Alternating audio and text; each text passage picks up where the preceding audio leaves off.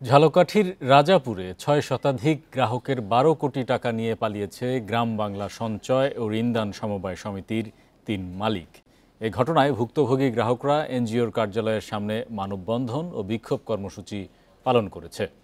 গ্রাহকদের অভিযোগ, গ্রামের সাধারণ মানুষকে নানা প্রলোভন দেখিয়ে এফডিআর হিসেবে কোটি কোটি টাকা জমা নেন এনজিওর ৩ মালিক।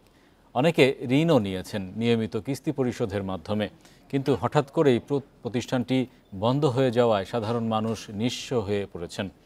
বিক্ষোভকারীরা দোষীদের দ্রুত গ্রেপ্তার ও টাকা ফেরতের দাবি জানান। লিখিত অভিযোগ পেলে ব্যবস্থা নেওয়ার আশ্বাস দিয়েছে পুলিশ।